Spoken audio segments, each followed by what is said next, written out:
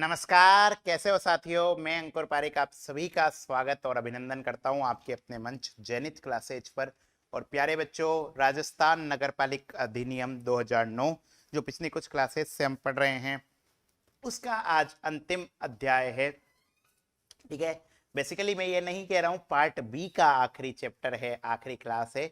Basically हमारे जो नगर पालिका अधिनियम है, ठीक है, उसका आखिरी चैप्टर है, चैप्टर नंबर 14। आपके सिलेबस में तो 17 है लेकिन हमारे कोर्स में सिर्फ 14 ही है। ठीक है, और 14वां जो सिलेबस है वो है आपका, बेटा याद रखना, नियंत्रण यानी कि कंट्रोल से जुड़ा हुआ। ठीक है, धारा नंबर 309 से 327 आपको पढ़ाई जाएगी। बहुत शानदार तरीके से आप लोग एक एक चीज को समराइज करते रहिए, पढ़ते रहिए, जिससे आपके लिए बहुत आसान हो जाएगी सफलता प्राप्त करना। ठीक है, थोड़ा सा बड़ा चैप्टर है अपेक्षाकृत पिछले चैप्टर की तुलना में, लेकिन सरल है। निदेशक, उपनिदेशक और सहायक निदेशक की नियुक्ति और शक्तियां, यानी कि नगरपालिका पर कैसे कंट्रोल करती है सरकार, वो सारा का सारा है।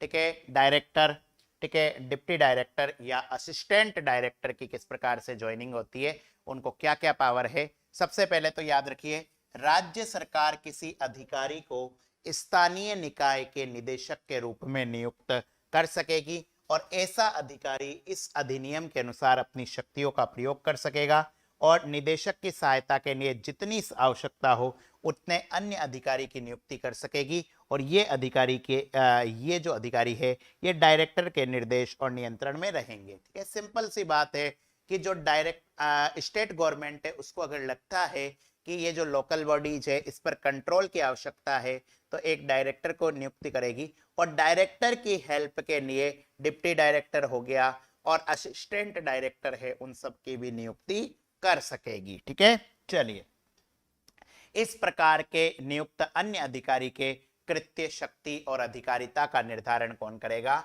डायरेक्टर करेगा। तो परीक्षा के अंदर आपके प्रश्न आ सकता है कि असिस्टेंट डायरेक्टर के जो कृत्य है वो डिसाइड कौन करेगा? तो वो डायरेक्टर, जबकि डायरेक्टर के जो कृत्य है वो राज्य सरकार, स्टेट गवर्नमेंट ने डिसाइड करेगी। ठीक है, चलिए, अगला है सेक्शन 310, निरीक्षण यानी कि इंस्पेक्शन और पर्यवेक्षण यानी कि सुपरविजन करने की नगरपालिका की शक्ति। राज्य सरकार, ठीक है, याद रखना, राज्य सरकार के सामान्य या विशेष आदेश द्वारा इस निमित्त नियुक्त या प्राधिकृत अधिकारी को शक्तियां होगी। ठीक है, राजस्थान सरकार के ने अधिकारी को नियुक्त कर दिया है या ऑथोराइज्ड कर दिया है, उसके पास में क्या पावर होगा? सबसे पहले किसी नगरपालिका या उसके नियंत्रण के अधीन किसी संस्था की किसी स्थावर संपत्ति या उसके अधीन चल रहे किसी कार्यस्थल पर प्रवेश या निरीक्षण करने या करवाने की शक्ति। ठीक है, आगे अपन देखते हैं बेटा, दूसरा है नगरपालिका की या समिति की कार्रवाइयों से संबंधित किसी भी प्रकार के दस्तावेज, लेखा या रिपोर्ट प्रस्तुत करने की मांग करना या उसका निरीक्षण करवाना। उसके बाद में है किसी नगरपालिका से संबंधित किसी आपत्ति का जवाब नहीं देने के संबंध में कारण बताते हुए युक्ति युक्त समय के भीतर लिखित में उत्तर देने की अपेक्षा करने की शक्ति। आगे है राज्य सरकार द्वारा निर्देशित किसी जांच करने की तथा सुसंगत अभिलेख को कब्जे में लेने की शक्ति, जो राज्य सरकार को जांच रिपोर्ट के साथ पेश करना हो। उसके साथ में इस धारा के तहत प्राधिकृत अधिकारी अपनी समस्त या कोई भी शक्ति का प्रत्यायोजन अपने अधीनस्थ किसी अधिकारी जो उपखंड अधिकारी की रैंक से नीचे का ना हो कर सकेगा। ठीक है, प्राधिकृत अधिकारी जो ऑथोराइज्ड ऑफिसर है वो अपनी समस्त या किसी शक्ति का प्रत्यायोजन डेलीगेट किसी अधीनस्थ अधिकारी, जो अधीनस्थ अधिकारी उपखंड अधिकारी से लेवल का नीचे का नहीं हो, को कर सकेगा। ठीक है, ध्यान रखना, कोई रॉकेट साइंस नहीं है। ध्यान से देखिए कि राज्य सरकार के सामान्य या विशेष आदेश द्वारा निर्मित, नियुक्त या प्राधिकृत अधिकारी किसी अधिकारी को निम्न शक्तियां प्राप्त होगी। किसी नगरपालिका या उसके नियंत्रण के अधीन किसी संस्था की किसी स्थावर संपत्ति या उसके अधीन चल रहे कार्यस्थल पर प्रवेश, निरीक्षण करवाने की शक्ति।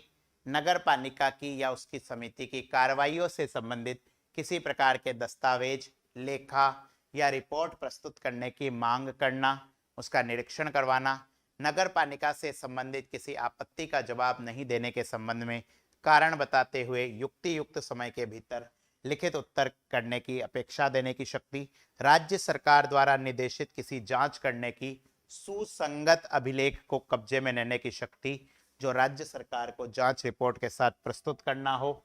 इस धारा के तहत प्राधिकृत अधिकारी अपनी समस्त या कोई भी शक्ति का प्रत्यायोजन डेलीगेट अपने अधीनस्थ किसी अधिकारी, अब देखो ऐसे किसी भी अधिकारी को नहीं जो कम से कम उपखंड अधिकारी के लेवल का तो हो, ठीक है, कम से कम एसडीओ सब डिविजनल ऑफिसर के रैंक का या उसके नीचे का न हो, उसको प्रत्यायोजित कर सकेगी। चलिए सेक्शन नंबर 311 है नगर पालिका के कार्यालय को निरीक्षण करने की शक्ति। आपका जो नगर पालिका है उस नगर पालिका के कार्यालय को निरीक्षण करने की, सुपरविजन करने की शक्ति है। इसके संबंध में क्या प्रावधान है, चलिए देखते हैं। नगर पालिका के कार्यालय को सुपरविजन, निरीक्षण करने की शक्ति, राज्य सरकार द्वारा इस निमित्त कोई प्राधिकृत अधिकारी किसी भी अधिकारी को नगर पालिका कार्यालय का निरीक्षण करने या नगर पालिका के अभिलेखों को तलब करने की शक्ति होगी, ठीक है। राज्य सरकार द्वारा इस निमित्त प्राधिकृत किसी भी अधिकारी को नगर पालिका कार्यालय का निरीक्षण करने, नगर पालिका के अभिलेखों को तलब करने की शक्ति होगी, है ना। चलिए सेक्शन नंबर 312 के अंदर आते हैं, 312 के अंदर आते हैं, धारा 312 में आपके बताते हैं प्यारे बच्चों, ठीक है। चलिए ध्यान से देखिए, नगर पालिका के आदेश आदि को निष्पादन को निलंबित करने की शक्ति। अगर नगर पालिका ने कोई आदेश दिया, ठीक है, नगर पालिका ने कोई इंस्ट्रक्शन दिया और अपन उस इंस्ट्रक्शन को सस्पेंड करते हैं, निलंबित करते हैं, तो इस संदर्भ में क्या शक्ति है, ध्यान से देखिए। राज्य सरकार द्वारा इस निमित्त नियुक्त या प्राधिकृत राय अधिकारी की राय में यदि नगर पालिका का कोई आदेश या किया जाने वाला कार्य लोक अहितकारी, जनता के लिए हानिकारक, ठीक है, या अशांति को बढ़ावा देने वाला हो, तो वह अपने हस्ताक्षरों सहित लिखित आदेश जारी कर ऐसे आदेश को निलंबित और कार्य करने से प्रतिषिद्ध कर सकेगा, ठीक है। अब देखो उस अधिकारी के पास में कितना पावर है, उसको अगर ये लग गया, ठीक है, कि जो नगर पालिका काम करने जा रही है वो मतलब जनता के काम का नहीं है, तो ऐसी कंडीशन में भाई साहब वो उस आदेश को सस्पेंड कराने का भी पावर रखता है, बाकायदा उस आदेश को, उस इंस्ट्रक्शन को निलंबित कराने की शक्ति भी रखता है। प्राधिकृत अधिकारी जो ऑथोराइज्ड ऑफिसर होता है वो ऐसे आदेश की प्रति राज्य सरकार या उससे संबंधित नगर पालिका को आदेश जारी करके कारणों के पूर्ण विवरण सहित प्रेषित करेगा। प्राधिकृत अधिकारी जो ऑथोराइज्ड ऑफिसर है वो ऐसे आदेश की जो कॉपी है वो राज्य सरकार या संबंधित नगर पालिका को आदेश जारी करने के कारणों के पूर्ण विवरण सहित प्रेषित करेगा। विथ पूरी विवरण सहित की हम ये आदेश क्यों दे रहे हैं, ये किससे संबंधित है, वो सारी की सारी चीजें प्रेषित की जाएगी। चलिए आगे चलते हैं। राज्य सरकार ऐसे आदेशों को पुष्ट, पुनरीक्षित या उपांतरित कर सकती है, किंतु उससे पूर्व नगर पालिका को उस आदेश के विरुद्ध हेतुक या कारण दर्शित करने का युक्ति युक्त अवसर देना होगा। राज्य सरकार ऐसे आदेश को पुष्ट कर सकती है, पुनरीक्षित कर सकती है, उपांतरित कर सकती है, परंतु नगर पालिका को इस आदेश के विरुद्ध हेतुक या कारण को करने का युक्ति युक्त अवसर देना होगा, रीजनेबल उसको अवसर देना होगा कि ऐसा काम क्यों किया जा रहा है। चलिए आगे चलते हैं। आपात की दशा में असाधारण शक्तियां, सेक्शन नंबर 313 है कि भैया इमरजेंसी के कंडीशन में अगर आपका आपातकाल होता है, उस आपातकाल में, ठीक है, इमरजेंसी की कंडीशन में नगर पालिका को कौन कौन सी शक्तियां प्राप्त है, ठीक है, आपात की दशा में कौन कौन सी असाधारण शक्तियां प्राप्त है, ठीक है, याद रखना। चलिए, जनता की स्वास्थ्य या सुरक्षा से संबंधित ऐसा कार्य जिसे करने के लिए नगरपालिका सशक्त हो, आपातकालीन स्थिति में जिला मजिस्ट्रेट उस काम को करने की व्यवस्था कर सकता है। अगर बेटा इमरजेंसी चल रही हो, इमरजेंसी के अंदर ऐसा काम जिसे नगरपालिका को करना हो, लेकिन इमरजेंसी कंडीशन में उस काम को कौन कर सकता है? जिला मजिस्ट्रेट, डिस्ट्रिक्ट मजिस्ट्रेट, डीएम साहब के पास में ये पावर होगा कि वो इमरजेंसी के टाइम पर उस काम को कर ले। ठीक है, और साथ में नगरपालिका को निर्देश दे सकता है कि इस काम के लिए नियुक्त व्यक्तियों को समुचित पारिश्रमिक का तत्काल संदाय किया जाए। ठीक है, और नगरपालिका को यह आदेश दे सकता है कि भैया ये काम तो हम करवा रहे हैं, ठीक है, लेकिन इस काम में जो जो बंदे लगे हुए हैं उनको भैया आप पेमेंट कर दो, उनको तत्काल पेमेंट कर दो। ये डिमांड नगरपालिका कर सकती है।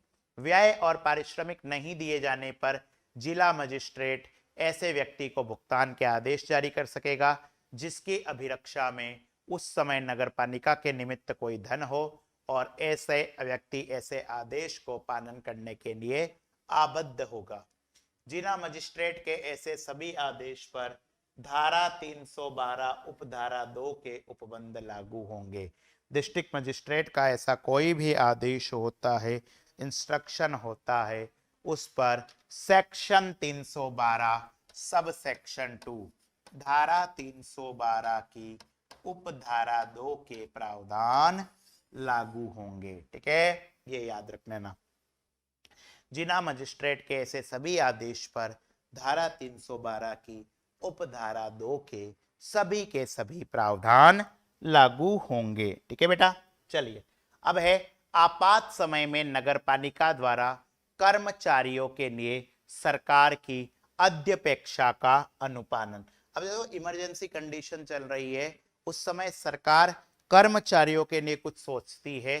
ठीक है, कर्मचारियों के लिए कुछ अपेक्षाएं रखती है नगरपालिका के, तो उसका अनुपालन करना होगा। यहां पर बच्चों ये बात ध्यान रखना, सरकार का मतलब है राज्य सरकार, स्टेट गवर्नमेंट। ठीक है, ध्यान से देखिए, युद्ध हो गया, अकाल हो गया, दुर्भिक्ष हो गया, खतरनाक रोग हो गया, बाढ़ या किसी अन्य ऐसी आपात स्थिति में, या मेलों या ऐसा कोई अन्य अवसर जिसमें काफी संख्या में लोग एकत्रित हो, तो राज्य सरकार साधारण या विशेष आदेश द्वारा, ध्यान से देखिए, ऐसी कंडीशन में आपकी जो स्टेट गवर्नमेंट है वो साधारण या विशेष आदेश के द्वारा चिकित्सा, स्वास्थ्य, स्वच्छता, टीका, पशु चिकित्सा, विद्युत, जन संकर्म, सामाजिक निर्माण विभाग के किसी के नगरपालिका के किसी अधिकारी की सेवाओं की अध्यपेक्षा करने पर नगरपालिका उसका तुरंत अनुपालन करेगी। ठीक है, ध्यान से देखिए, युद्ध हो गया, अकाल हो गया, दुर्भिक्ष हो गया, खतरनाक रोग हो गया, बाढ़ हो गया, या ऐसी कोई आपात इमरजेंसी कंडीशन हुई जिसमें बहुत सारे लोग इकट्ठे होते हैं, तो राजस्थान सरकार साधारण या विशेष आदेश के द्वारा चिकित्सा, स्वास्थ्य, स्वच्छता, टीका, पशु चिकित्सा, विद्युत, जन संकर्म, सामाजिक निर्माण विभाग के नगरपालिका के अधिकारी की सेवाओं की अध्यपेक्षा करने पर तुरंत अनुपालन करेगी, और अध्यपेक्षा किए जाने से संबंधित प्रभार के अनुपात की पूर्ति नगरपालिका करेगी। ठीक है, उसके अनुपात की पूर्ति कौन करेगी? आपकी नगरपालिका करेगी। नगरपालिका को उसके जो पेमेंट है उसकी पूर्ति करनी पड़ेगी, और किस हिसाब से करेगी? जो राज्य सरकार उचित समझे। चलिए सेक्शन नंबर 315 में आते हैं, सार्वजनिक संकर्मों के निष्पादन के लिए अभिकरण। ठीक है, सार्वजनिक संकर्म है, उनके निष्पादन के लिए कौन कौन सी एजेंसीज लगी हुई है उसे हम पढ़ते हैं। ध्यान से देखिएगा, राज्य सरकार की राय में किसी सार्वजनिक कार्य को करने के लिए वृत्तिक कुशलता अपेक्षित हो। ठीक है, अगर राजस्थान सरकार को लगे कि भैया कोई काम के लिए प्रोफेशनल स्किल चाहिए, ठीक है, जैसे लंपी वायरस के समय उससे निपटना हो, तो भैया पशु चिकित्सक चाहिए। कितने ही नगर पालिका के अंदर वोट से जीत कर आए हो, पर वो काम तो वही करेगा। ठीक है, तो ऐसी कंडीशन में ऐसा करना नगर पालिका के प्रबंधाधीन नहीं हो तो राज्य सरकार किसी अभिकरण को ऐसा करने का निर्देश दे सकेगी। कोरोना के टाइम पर कहा था ना, टीकाकरण कराइए, वैक्सीनेशन कराइए, स्टेरिलाइजेशन कराइए, इम्यूनिटी बूस्टर का काम करो। तो राजस्थान सरकार के कि भैया किसी एजेंसी को ये काम दे सकेगी, किसी अभिकरण को ये काम दे सकेगी। ठीक है, नगर पालिका के अन्य संकर्म इस निमित्त बनाए गए नियमों के अधीन नगर पालिका के पर्यवेक्षण में ऐसे अभिकरण द्वारा किए जाएंगे जो नगर पालिका को उचित करे। ठीक है, अब राज्य सरकार ने एक एजेंसी को कर दी, उस एजेंसी को नगर पालिका चाहे तो दूसरे काम भी करवा सकती है। ध्यान रखना, नगर पालिका के अन्य संकर्म जिस विशेष काम के लिए आपने एजेंसी कराया उसके अलावा नगर पालिका को लगता है तो वो उससे करा सकती है। ठीक है, लेकिन कराएगी तो भैया उनको क्या करना पड़ेगा, पेमेंट करना होगा। ध्यान रखना, जब नगर पालिका के लिए कोई कार्य राज्य सरकार या उसके अधीन अधिकरण द्वारा किया गया हो तो उस पर उपगत व्यय, पर्यवेक्षण, औजार और संपत्रों के लिए प्रभारों का भुगतान नगर पालिका द्वारा राज्य सरकार या ऐसे अभिकरणों को दिया जाएगा। सिंपल सी बात है, आपका काम कोई कर रहा है, चाहे राज्य सरकार करे या अभिकरण करे, एजेंसी करे, तो भैया काम के बदले तो दाम चाहिए, तो दाम देना पड़ेगा। लेकिन कई बार नगर पालिका कहे कि मैं तो बहुत गरीब हूं, ऐसी कंडीशन में याद रखना बेटा, राज्य सरकार अगर चाहे, अगर स्टेट गवर्नमेंट को ये लगे तो वह ऐसे भुगतान में, ऐसे पेमेंट में रिबेट दे सकती है, छूट दे सकती है। नगर पालिका द्वारा उस पेमेंट को समय पर नहीं दिए जाने पर राज्य सरकार ऐसे व्यक्ति को भुगतान के आदेश जारी कर सकेगी जिसकी अभिरक्षा में नगर पालिका के निमित्त कोई धन हो, और ऐसे अभिरक्षक व्यक्ति के लिए आदेश की पालन करना आबद्ध कर होगा। ऐसे व्यक्ति के लिए उस आदेश की पालना करना आबद्ध कर होगा, उसको कंटिन्यूशन में वो काम करना ही पड़ेगा। ठीक है बेटा, चलिए आगे चलते हैं। राज्य सरकार द्वारा निमित्त संकर्मों के संबंध में विशेष उपबंध। राज्य सरकार के लिए किसी भी समय नगर पालिका से परामर्श करने के बाद ये सारे काम करना विधिपूर्ण होगा। कौन कौन से? नगर पालिका की सीमा के भीतर या बाहर, ध्यान से देखना, नगर पालिका की सीमा के भीतर या बाहर रह रहे निवासियों के स्वास्थ्य सुरक्षा के लिए आवश्यक या वांछनीय स्थानीय प्रकृति के संकर्म का पूर्णतः या भागतः निर्माण करना। ध्यान से देखिए, नगर पालिका की सीमा के भीतर या जो बाहर व्यक्ति रह रहे हैं उनके निवासियों के स्वास्थ्य और सुरक्षा के लिए आवश्यक या वांछनीय स्थानीय प्रकृति के संकर्म का पूर्णतः या भागतः निर्माण करना। उसके बाद में है ऐसे संकर्म के प्रबंध और अनुरक्षण कार्य अपने पास पूर्णतः या भागतः नगर पालिका को सौंपना या नगर पालिका से वापस नहीं लेना। ऐसे संकर्म के प्रबंध अनुरक्षण का कार्य अपने पास पूर्णतः या भागतः नगर पालिका को सौंपना और नगर पालिका से वापस नहीं लेना। ऐसे संकर्म की पूंजी लागत और उसके प्रबंध तथा अनुरक्षण की लागत राज्य सरकार द्वारा तय दर पर ब्याज सहित नगर पालिका निधि या कर आगम से वसूल करना। ध्यान से देखना, ऐसा जो संकर्म है उसकी लागत मैनेजमेंट की किससे होगी? ब्याज के समेत नगर पालिका फंड। ठीक है, बेसिकली अगर आपको कहीं पर भी नगर पालिका में प्रश्न आए, जैसे मैंने 2-4 प्रश्न आपको बताए सूर्योदय से सूर्यास्त वाले, ठीक है, तो इस तरीके से अगर प्रश्न आए और आपको पता चले कि नगर पालिका से फंड लेना है तो 99%, ठीक है, आप उसका आंसर नगर पालिका निधि करना। ठीक है, क्योंकि एग्जाम में इस प्रकार के प्रश्न आएंगे। ठीक है, जो भी व्यक्ति नगर पालिका के धन की अभिरक्षा करता हो का कर्तव्य होगा कि वह इस धारा के अधीन नगर पालिका की ओर से किए जाने वाले पेमेंट का भुगतान करे। नगर पालिका की ओर से जो पेमेंट किया जाता है उसका भुगतान करना, उसका पेमेंट करना उस व्यक्ति का कर्तव्य होगा। ठीक है, चलिए ध्यान से देखिए बेटा, उस व्यक्ति का ये पूरा का पूरा कर्तव्य होगा। आगे है नगर पालिका मामलों की सरकार द्वारा जांच। ठीक है, अब नगर पालिका से जुड़े हुए मामले हैं, उनकी सरकार के द्वारा जांच किस प्रकार से होगी? राज्य सरकार द्वारा अपने द्वारा प्राधिकृत अधिकारी से ऐसे मामलों की जांच करा सकेगी जिन मामलों में इस अधिनियम के तहत राज्य सरकार की मंजूरी, अनुमोदन और सहमति अपेक्षित है। ध्यान से देखिए, राज्य सरकार, स्टेट गवर्नमेंट अपने द्वारा प्राधिकृत अधिकारी से ऐसे मामले की जांच करवा सकेगी जिन मामलों में इस अधिनियम के तहत राज्य सरकार की मंजूरी, अनुमोदन या सहमति अपेक्षित है। ठीक है, याद रखना, राज्य सरकार अपने द्वारा ऑथोराइज्ड ऑफिसर है, उससे ऐसे मामलों की जांच करवा सकेगी जिन मामलों में इस अधिनियम के तहत राज्य सरकार की मंजूरी, अनुमोदन या सहमति आवश्यक है। ऐसी जांच करने वाले अधिकारी को इस प्रयोजन के लिए वही शक्तियां प्राप्त होगी जो सिविल प्रक्रिया संहिता, ठीक है, सिविल प्रोसीजर कोड 1908 के अधीन न्यायालय को प्राप्त होती है। ठीक है, ये याद रखने ना, जो सिविल प्रक्रिया संहिता 1908 के तहत न्यायालय को प्राप्त होती है वो सारी की सारी शक्तियां उनको प्राप्त होगी। जैसे प्रकटीकरण और निरीक्षण, कि भैया उसको पेश किया जाए। ठीक है, साक्ष्यों को हाजिर करना, सबूतों को हाजिर करना, व्ययों को जमा करने की अपेक्षा करना, दस्तावेजों को पेश किए जाने के लिए बाध्य करना, फोर्सफुली कर दिया जाए कि भैया आपको आपके डॉक्यूमेंट्स जमा कराने पड़ेंगे, शपथ पर साक्षियों की परीक्षा लेना।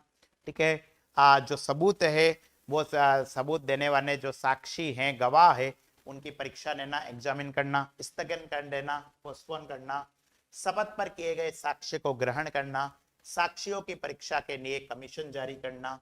ठीक है, और यह प्राधिकारी स्व प्रेरणा से किसी व्यक्ति जिसकी साक्ष्य उसको तात्विक प्रतीत हो समन जारी कर सकेगा, उसकी परीक्षा कर सकेगा। दंड प्रक्रिया संहिता, याद रखना, दंड प्रक्रिया संहिता 1973, क्रिमिनल प्रोसीजर कोड 1973 की सेक्शन 193 और अध्याय 26 के तहत उसे सिविल न्यायालय समझा जाएगा। ठीक है, याद रखना, यहां पर उसको वो पूरी की पूरी शक्तियां प्राप्त होगी, अधिकार प्राप्त होंगे जो सिविल न्यायालय को प्राप्त होती है। बेसिकली उसे बच्चों सिविल न्यायालय ही समझा जाएगा, उसको समझा ही क्या जाएगा, सिविल न्यायालय। इसमें एक स्पष्टीकरण दे रखा है, एक्सप्लेनेशन दे रखा है, जो ध्यान से देखना। साक्ष्यों को हाजिर करने के प्रयोजनार्थ राज्य की सीमा ही ऐसा अधिकारी की अधिकारिता की सीमा होगी।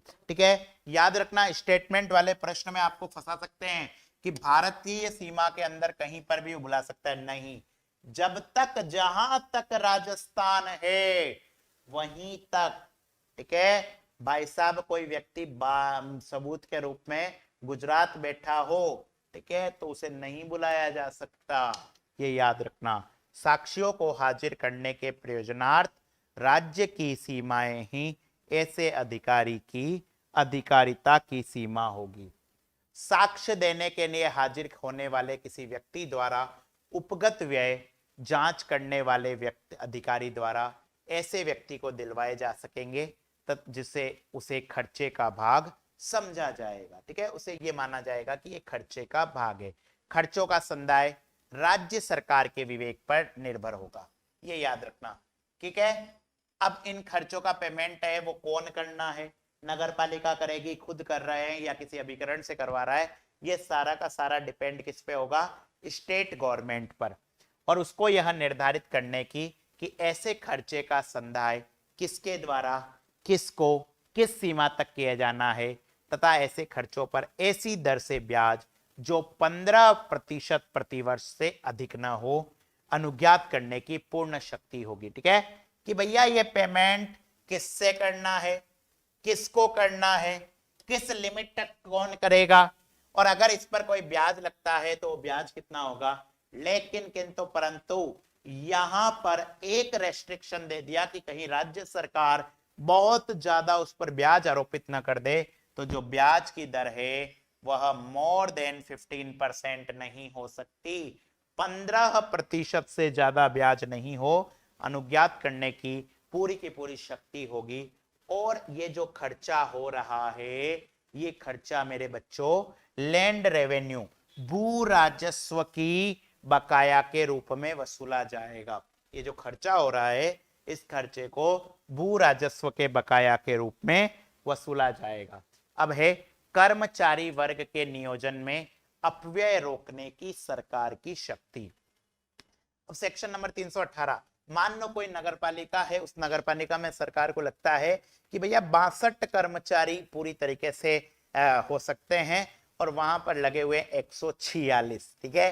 तो ऐसे समय नगर पालिका ये से राजस्थान सरकार ये अपेक्षा कर सकेगी कि जो एक्स्ट्रा अपने कर्मचारी हैं उनको हटाओ, या जहां पर कम है वहां ट्रांसफर करो।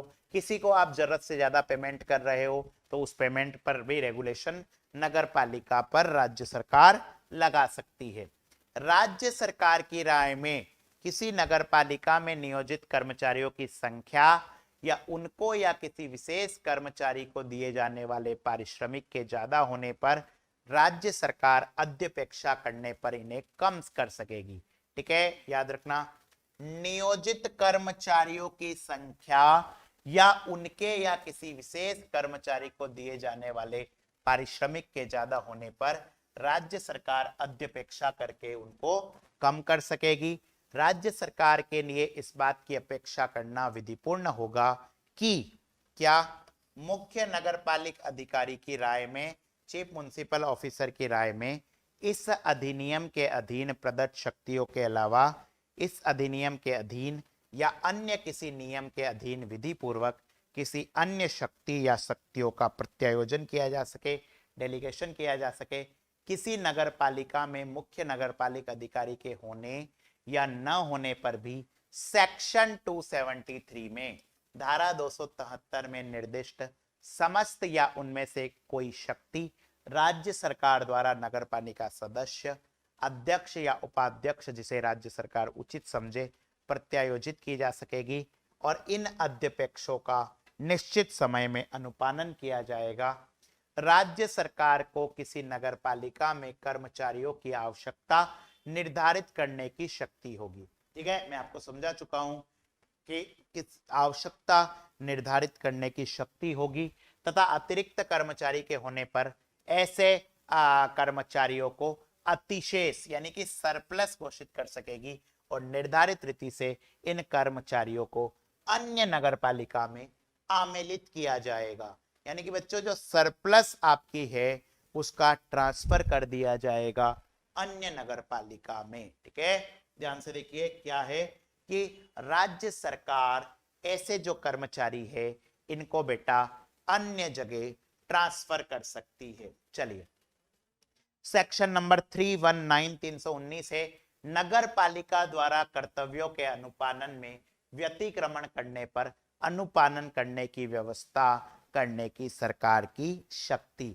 अब नगर पालिका की जो ड्यूटीज है जो राजस्थान सरकार अपेक्षा करती है या राजस्थान नगर पालिका अधिनियम 2009 वर्णित करता है, अगर नगर पालिका अपने जो उसकी बात है, उसके कर्तव्य है, ड्यूटीज है, उनको पूरी तरीके से पालन नहीं कर सकती तो ऐसी कंडीशन में तो बच्चों इस परिस्थिति के अंतर्गत अनुपालन की व्यवस्था कराने की सरकार की क्या शक्ति है। ध्यान से देखना, यदि राज्य सरकार को ऐसी शिकायत या सूचना प्राप्त होती है कि नगर पालिका द्वारा इस अधिनियम के तहत निर्धारित कर्तव्यों के पालन में व्यतिक्रम किया गया है तो राज्य सरकार उचित प्रकार से जांच करवाएगी। ठीक है, ध्यान से देखिए, आपकी स्टेट गवर्नमेंट है, ये उचित प्रकार से जांच करवाएगी और जांच में नगर पालिका अभी कथित व्यतिक्रमण की दोषी पाई जाती है तो राज्य सरकार उस कर्तव्य की अनुपालन करने की कालावधि तय करेगी। ठीक है, राजस्थान सरकार को शिकायत मिली है कि नगर पालिका अपने काम को सही ढंग से नहीं कर पा रही है तो ऐसी कंडीशन में वो कहेगी कि भैया काम कर, और उसके बाद भी नहीं कर पा रही है तो वो अनुपालन कराने की, कैसे काम करवाना है ये तो नगर पालिका के पास पावर होता है। ठीक है बच्चों, चलिए आगे देखते हैं। नियत कालावधि में कर्तव्य अनुपालन नहीं करने पर राज्य सरकार इसके लिए किसी व्यक्ति को नियुक्त करेगी और उस व्यक्ति के पारिश्रमिक सहित अन्य उपगत व्यय का युक्ति युक्त भुगतान नगर पालिका द्वारा तुरंत प्रभाव से किया जाएगा। नियत कालावधि में कर्तव्य का अनुपालन नहीं होता है, इसमें राजस्थान सरकार किसी व्यक्ति को नियुक्त करेगी और उस व्यक्ति के पारिश्रमिक सहित अन्य उपगत व्यय का युक्ति युक्त भुगतान नगर पालिका द्वारा तुरंत प्रभाव से किया जाएगा। ठीक है, तुरंत प्रभाव से किया जाएगा।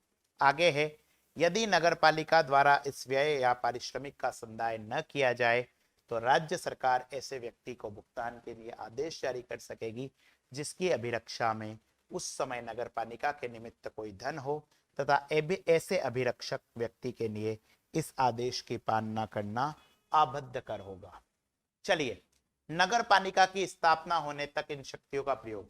अब जैसे मैंने आपको सेक्शन 3 बताया था नगर पालिका की स्थापना, अब या परिसमन, नगर पालिका की स्थापना हो रही है, ठीक है, राज्य सरकार ने अधिसूचित कर दिया पर प्रॉपर इलेक्शन वगैरह नहीं हुआ, तब तक इन शक्तियों का प्रयोग किस प्रकार से किया जाएगा ये आपको बताता है सेक्शन नंबर 320। ठीक है, धारा 320 है कि जब तक नई नगर पालिका पूर्णतः सृजित नहीं हो ऐसा अधिकारी, समिति या प्राधिकारी जिसे राज्य सरकार, ठीक है, इस निमित्त नियुक्त किया हो, इस अधिनियम के तहत नगर पालिका की शक्तियों का प्रयोग कर्तव्य और कृत्य का पालन कर सकेगा और उसे नगर पालिका समझा जाएगा। जैसे सपोज करो पिछले साल क्या हुआ था, राजस्थान के बजट में जायल ग्राम पंचायत को जायल नगर पालिका बना दिया। अब जो जायल नगर पालिका है प्यारे बच्चों, अब जो जायल नगर पालिका है प्यारे बच्चों, वह नगर पालिका जब तक सृजित नहीं होती, ध्यान से देखना, जब तक सृजित नहीं होती, जब तक उसमें इलेक्शन नहीं होता, तब तक राजस्थान सरकार ने जिसे अधिकारी नियुक्त करा है, जो ऑथोराइज्ड ऑफिसर है, उससे वो सारी शक्तियां प्राप्त होगी जो इस अधिनियम में है और उस व्यक्ति को ही उस समय नगर पालिका माना जाएगा। तो क्या वो स्वच्छंद शक्तियों का प्रयोग कर सकता है? उत्तर है नहीं। ठीक है, परंतु हमेशा ऐसा अधिकारी, समिति या प्राधिकारी नगर पालिका के सृजन के 6 महीने के भीतर भीतर निर्वाचन कराने या नगर पालिका का गठन हो जाने के पश्चात शीघ्रता से उसके द्वारा कर्तव्य ग्रहण की व्यवस्था करेगा।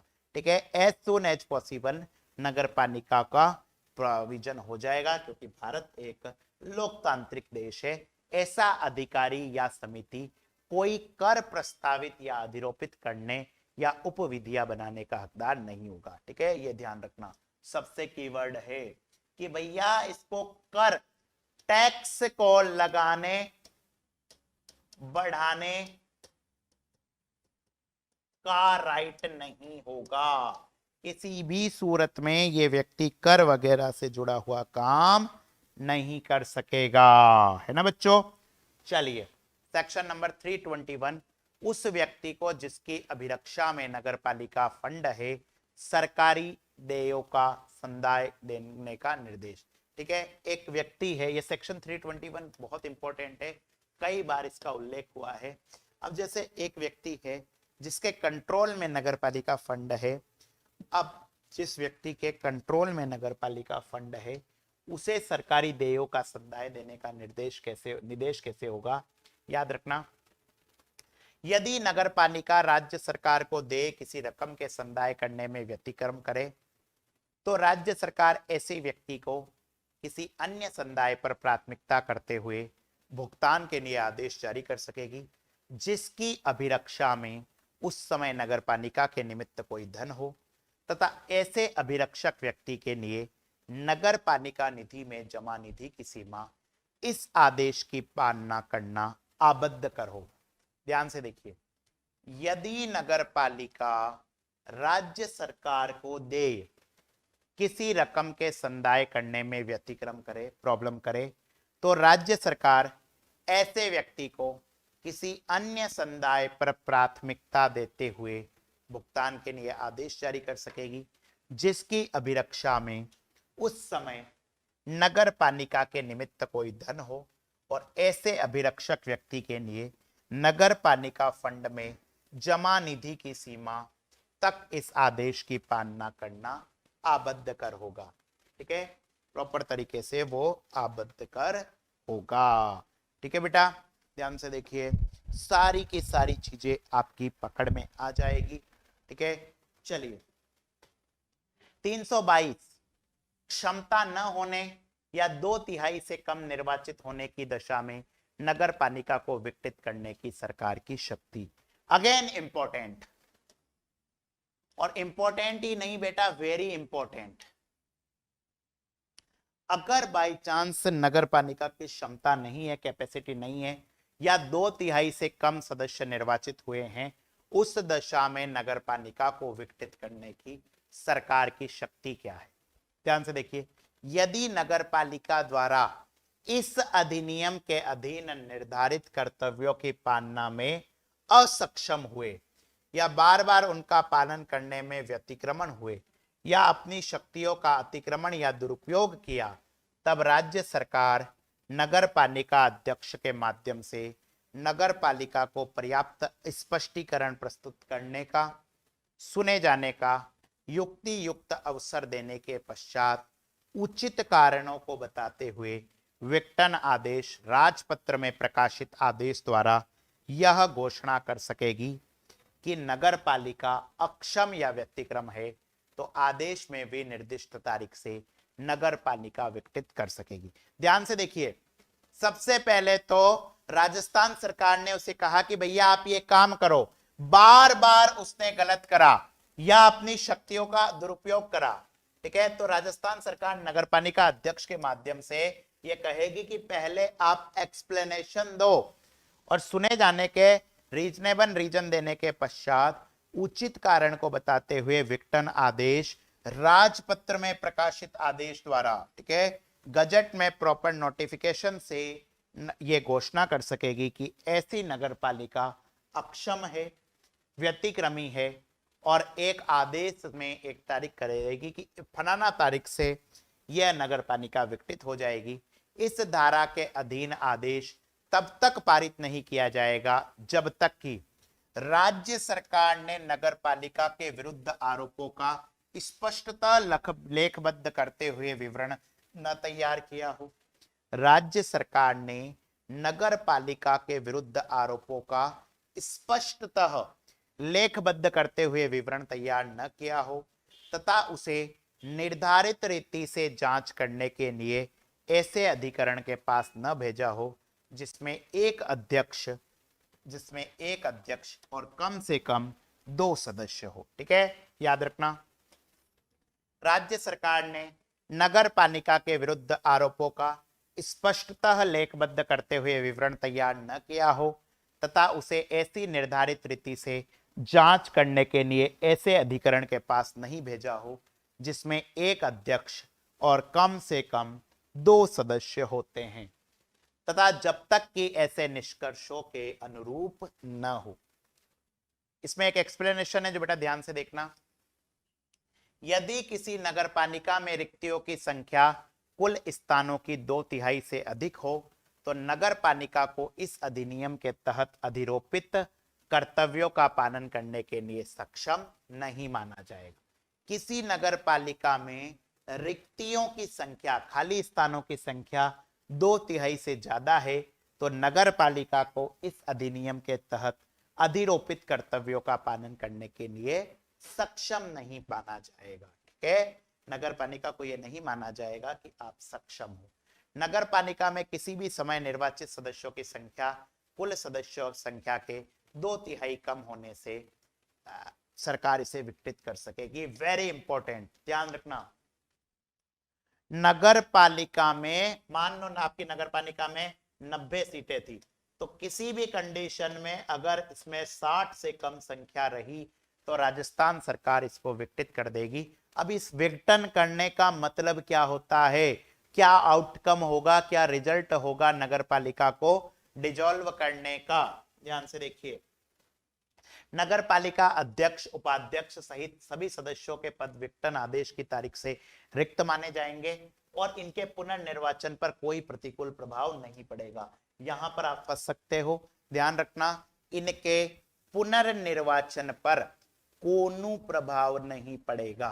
ठीक है, एग्जामिनर आपको फंसाने के लिए पूछ सकता है कि भैया इनके पुनर्निर्वाचन पर क्या प्रभाव पड़ेगा, तो याद रखना इनके पुनर्निर्वाचन पर कोई भी प्रभाव नहीं पड़ेगा। ठीक है, चलिए, विघटन कालावधि के दौरान राज्य सरकार द्वारा इस निमित्त अधिकारी प्रशासक के रूप में नगरपालिका की शक्तियों का उपयोग कर्तव्यों का पालन करेगा। ठीक है, ध्यान से देखना, विघटन कालावधि के दौरान राज्य सरकार द्वारा इस निमित्त नियुक्त अधिकारी प्रशासक के रूप में, एडमिनिस्ट्रेशन के रूप में नगरपालिका की शक्तियों का प्रयोग करेगा, कर्तव्यों का पालन करेगा।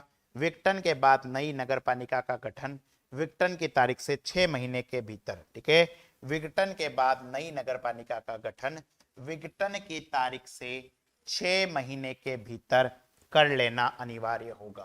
ठीक है, नई नगरपालिका का गठन 6 महीने के भीतर करना अनिवार्य होगा, परंतु शेष कालावधि 6 मास या इससे भी कम है तो इस धारा के अधीन निर्वाचित करवाया जाना अनिवार्य नहीं होगा।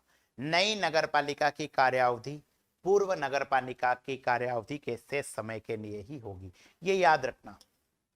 ये मैंने आपको पहले भी बताया, मान लो आपके 3 साल और 6 महीने के बाद में नगरपालिका विघटित हो गई तो जो बचा हुआ आपके 1 साल और 4 महीने हैं उसी के लिए नई नगरपालिका बनेगी, वो 5 साल के लिए कतई नहीं बनेगी। इस धारा के अधीन किए गए विघटन का कोई आदेश उसके किए जाने के पश्चात कारणों के कथन के साथ राज्य विधानमंडल के सदन के समय यथाशीघ्र एज सून एज पॉसिबल रखा जाएगा। सेक्शन नंबर 323 नगर पालिका या एक से अधिक स्थानीय प्राधिकारियों के बीच विवाद। अब देखो ऐसा हो गया, कैसा हो गया, आपकी नगर पालिका है और उस नगर पालिका के और उसके जो प्राधिकारी है, एक या एक से अधिक प्राधिकारी है, उनके बीच में किसी प्रकार का विवाद हो गया तो इसका सॉल्यूशन क्या होगा। यदि विवाद उसी जिले की नगरपालिका या किसी पंचायत से है तो कलेक्टर विवाद का संज्ञान करेगा। ठीक है, ध्यान रखना, जैसे सपोज करो उदयपुर जिले के अंदर फतेहनगर नगरपालिका और एक कपासन नगरपालिका के बीच में विवाद है तो उदयपुर का जो कलेक्टर है वो ही निश्चय करेगा। ठीक है, बाकी कोई मामला है, ठीक है, जैसे फतेहनगर और रेलमगरा में हो गया, 2 अलग अलग जिले हो गए, तो संभागीय आयुक्त के द्वारा संज्ञान और विनिश्चय किया जाएगा और इस प्रकार का किया गया विनिश्चय अंतिम होगा। ध्यान रखना, एक नगरपालिका या दूसरी नगरपालिका, एक नगरपालिका या ग्राम पंचायत, किसी के भी बीच में विवाद होता है, अगर उस जिले के अंदर ही दोनों है तो भैया डिस्ट्रिक्ट कलेक्टर के द्वारा सॉल्यूशन किया जाएगा। लेकिन किंतु परंतु अगर दूसरा मामला है तो संभागीय आयुक्त के द्वारा संज्ञान लिया जाएगा, उसका विनिश्चय अंतिम होगा। इस धारा के तहत किसी विवाद के संबंध में सिविल न्यायालय द्वारा कोई वाद ग्रहण नहीं किया जाएगा। आपकी जो सिविल न्यायालय है उसके द्वारा किसी भी प्रकार का वाद ग्रहण नहीं होगा, है ना। चलिए, 324 है नगर पालिका या एक या अधिक स्थानीय प्राधिकारियों के बीच विवाद। ठीक है, अब देखो ये तो हो गया आपके नगर पालिका और पिछला तो 323 तो था नगर पालिका और स्थानीय निकाय। अब नगर पालिका, मान लो जयपुर नगर निगम या जयपुर हेरिटेज नगर निगम और जयपुर विकास न्यास, जयपुर डेवलपमेंट अथॉरिटी, इन दोनों के बीच विवाद हो गया तो क्या हो गया, समझ रहे हो। जेडीए और जयपुर की नगर निगम आपस में टकरा गई तो क्या होगा, किसी नगर पालिका या किसी नगर विकास न्यास, नगर विकास प्राधिकरण, आवासन बोर्ड या अन्य किसी भी कानूनी बोर्ड के बीच क्षेत्रीय या कृत्यकरण संबंधी अधिकारिता से संबंधित विवाद राज्य सरकार को निर्दिष्ट किए जाएंगे। समझ गए। अगर 2 निकायों में हुआ तो कलेक्टर है, लेकिन अगर 2 स्थान नगर पालिका और स्थानीय प्राधिकारी के बीच विवाद है तो राज्य सरकार को निर्दिष्ट किए जाएंगे और यहां पर राज्य सरकार जो फैसला लेगी उसे हम क्या कहेंगे, अंतिम एवं सर्वमान्य। सेक्शन नंबर 325 है सरकार की नगर पालिकाओं की उपविधियों या नियमों को रद्द या उपांतरित करने की शक्ति। हमारी सरकार के पास में इतना पावर है कि ये नगर पालिकाओं की उपविधियों या नियमों को रद्द या उपांतरित मॉडिफाइड कर किस प्रकार से की जाती है। राज्य सरकार नगरपालिका द्वारा जारी किसी नियम या विधि को राजपत्र में प्रकाशित करके पूर्णतः या भागतः निरसित या उपांतरित कर सकेगी। हालांकि राज्य सरकार कोई भी कार्यवाही नगरपालिका को वे आधार जिन पर वे ऐसा करने की प्रस्तावना करती है सूचित करेगी। इनके विरुद्ध नगरपालिका को हेतुक यानी कि कोच कारणों सहित सूचित करने स्पष्टीकरण के युक्ति युक्त अवसर देने के पश्चात ही करेगी। ठीक है, रीजनेबल उनको रीजन देने के बाद ही काम होगा।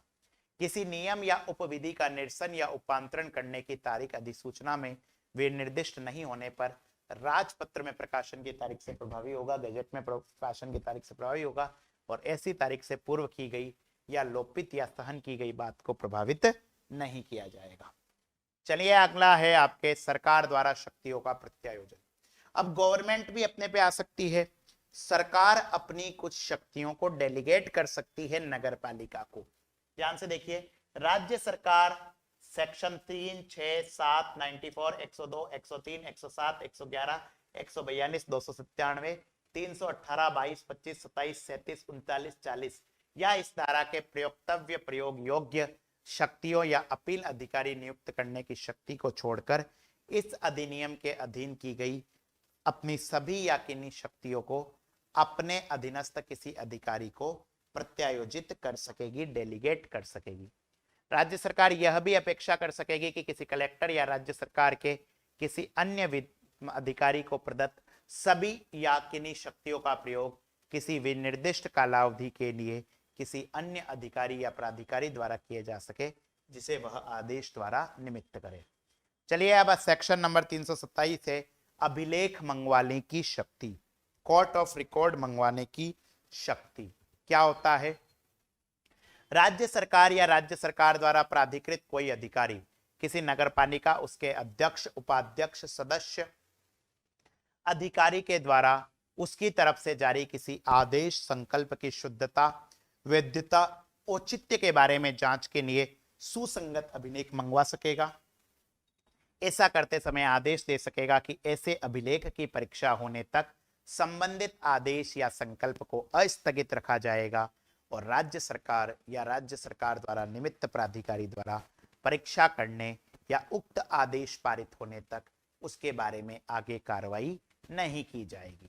ठीक है, ध्यान से देखिए, राज्य सरकार या राज्य सरकार द्वारा प्राधिकृत कोई अधिकारी नगर पालिका उसके अध्यक्ष, उपाध्यक्ष, सदस्य या अधिकारी के द्वारा या उसकी तरफ से जारी किसी आदेश, संकल्प की शुद्धता, वैधता, औचित्यता के बारे में जांच के लिए अभिलेख मंगवा सकेगा। ऐसा करते समय आदेश दे सकेगा कि ऐसे अभिलेख की परीक्षा होने तक संबंधित आदेश या संकल्प को अस्थगित रखा जाएगा और राज्य सरकार या राज्य सरकार द्वारा निमित्त अधिकारी इस परीक्षा करने या उक्त आदेश पारित होने तक आगे की कार्रवाई नहीं करेगा, है ना। राज्य सरकार द्वारा यथोपूर्वक प्राधिकृत अधिकारी अभिलेख की परीक्षा करने पर ऐसे आदेश या संकल्प को विखंडित कर सकेगा, उलट सकेगा, उपांतरित कर सकेगा या राज्य सरकार या यथोपूर्वक अधिकारी का आदेश अंतिम और नगर पालिका पर बाध्यकर होगा। ठीक है, ये ध्यान रखना। तो इस तरीके से बेटा हमने ये पूरा का पूरा राजस्थान नगरपालिका अधिनियम पढ़ लिया है। आपके सिलेबस के अंदर सेक्शन 327 तक था। इसके साथ ही नगर पालिका अधिनियम 2009 मेरी तरफ से, जैनित की तरफ से आपका पूर्ण हो गया है, कंप्लीट हो गया है। हमारी तरफ से कंप्लीट हुआ है पर बच्चों आपकी तरफ से नहीं। बेसिकली आपकी तरफ से तो ये अब चालू होता है। परीक्षा से पहले इसे कम से कम 5 से 7 बार देख लो। ठीक है, तो निश्चित रूप से ये अधिनियम आपके लिए फ्रूटफुल होगा। फिर मुलाकात होगी। अपना, अपने चाहने वाले और अपने हिंदुस्तान का ख्याल रखिए। राधे राधे, जय श्री कृष्णा, मोर मुकुट बंसी वाले की जय। ठीक है बच्चों, बाय दोस्तों।